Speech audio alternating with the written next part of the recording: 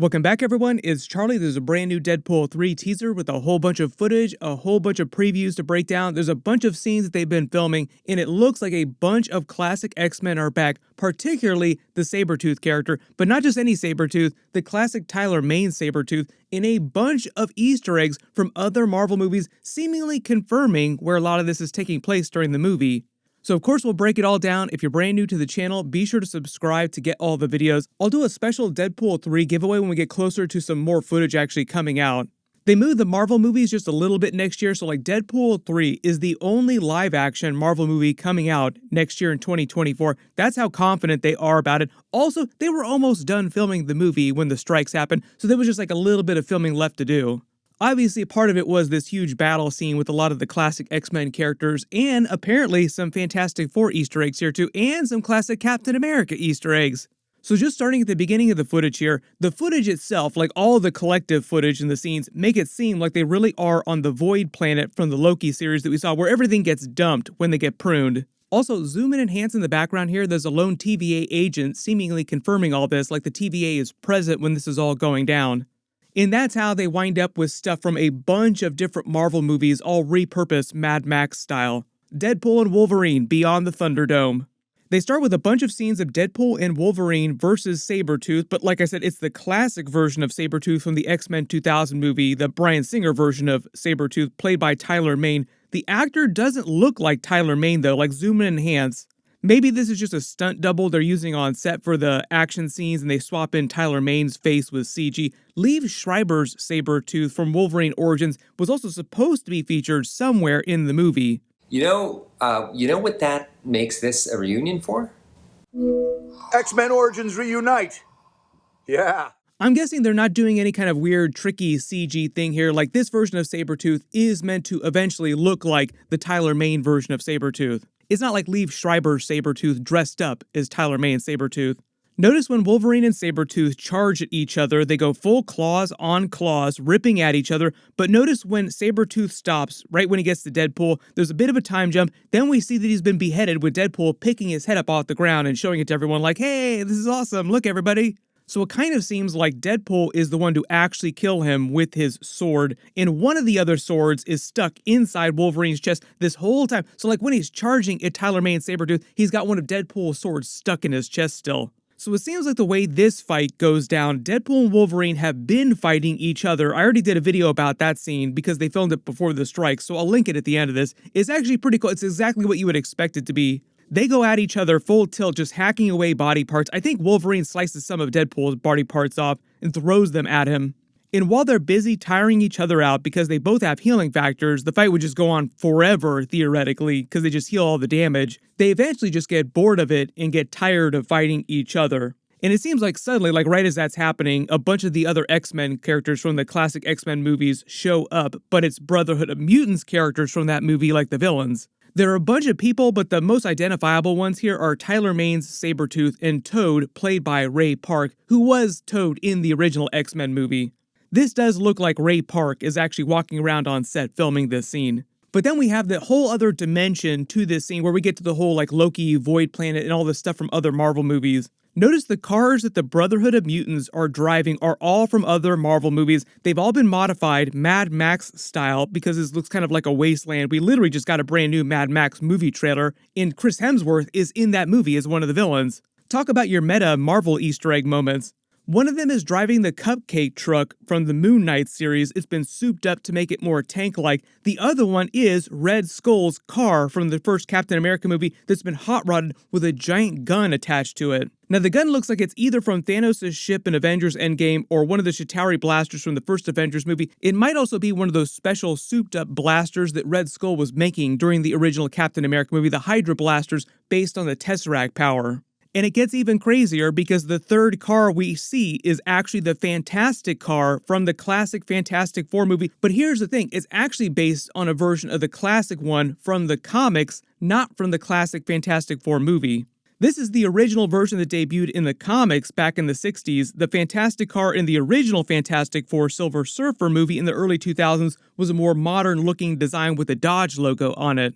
What might be happening here is that they're just canonizing some of the classic animated Fantastic Four TV shows with this, but maybe this is based on some unused concept art from the old Fantastic Four movies. Let me know in the comments what you think it is.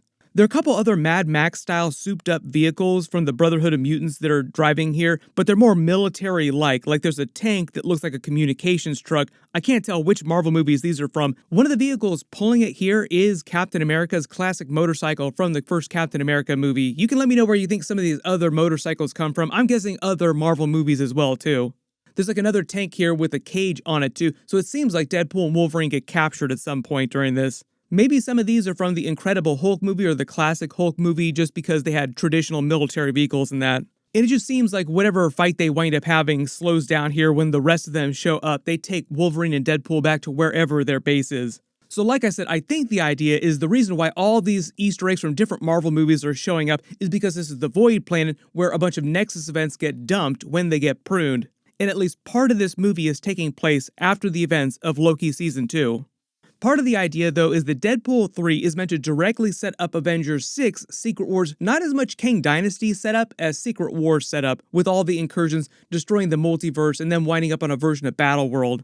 Supposedly, all the reports are saying right now is that the TVA is trying to save as many people as possible from across the multiverse, putting them on one of the last remaining worlds to survive in the multiverse because of all the incursions of the Time Runs Out storyline from the Secret Wars comics.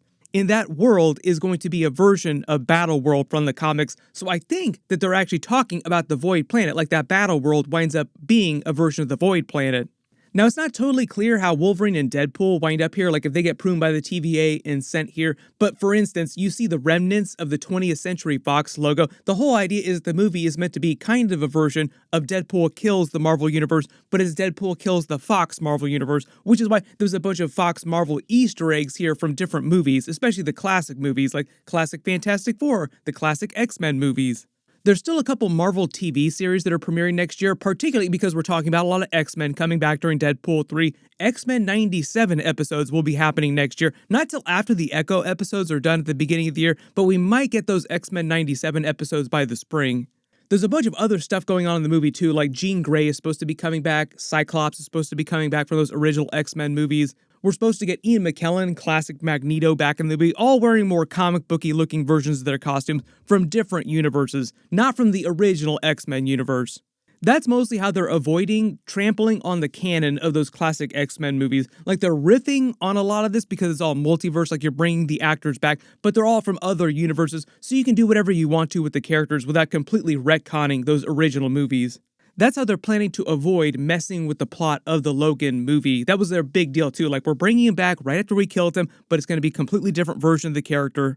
I literally just did a video about how they're supposedly bringing X-23 back, Laura Kinney, from that movie too. She'd also be an older version because obviously Daphne Keane is much older now. She looks way older from another universe as well. Part of the plot of the movie is supposed to be Wolverine jumping around the multiverse with Cable's time travel device looking for the perfect version of Wolverine. It is meant to be them sort of clowning on the idea that Kevin Feige is eventually going to recast the Wolverine character from Hugh Jackman, all the other classic X-Men actors too. They just started talking about the brand new X-Men movie that Kevin Feige is working on with Marvel Studios. We're not going to see that for a couple of years. Like it's going to be a while before we get more news about that. There's a lot of classic X-Men that are coming back before that. But they're kind of using Deadpool 3 as a sort of No Way Home, like Spider-Man No Way Home, bringing back the classic actors before they recast a lot of these people. Deadpool No Way Home, X-Men No Way Home, but you also have a lot of classic Fantastic Four people coming back too. We will see the new Fantastic Four movie much, much faster. For those of you asking if the new X-Men 97 episodes are going to be canon to the MCU, they'll be canon in the way that the What If series is canon to the MCU. Like, What If is a multiverse show. We've seen some of the animated What If characters show up in live action, but as slightly different versions of the characters. So the way that Marvel has explained it is that What If is taking place in like a different part of the multiverse, but because theoretically the multiverse is infinite, like we saw in the Loki series, it is infinite. It's really easy to explain how some of those characters can be often like one part of the multiverse, and then you have like all the 616, like the main MCU stuff, all the related like Spider-Man No Way Home stuff with their multiverse, even the Venom universe, all in other parts of the multiverse that don't necessarily cross over with the What If stuff, at least yet.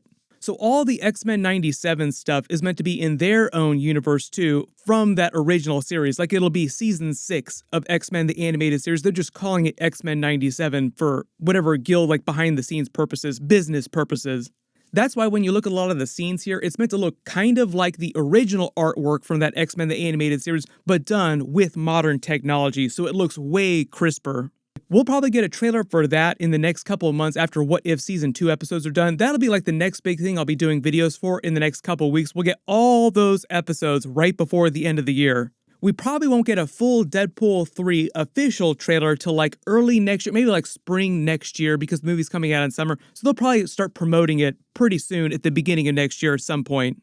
There were a bunch of trailers that dropped over the weekend because it was CCXP. Click here to learn about X-23 coming back in Deadpool 3, and then click here for all my trailer videos from the weekend, like Boys Season 4, House of the Dragon Season 2, everything. Thank you so much for watching. Everyone stay safe, and I'll see you guys in the next one.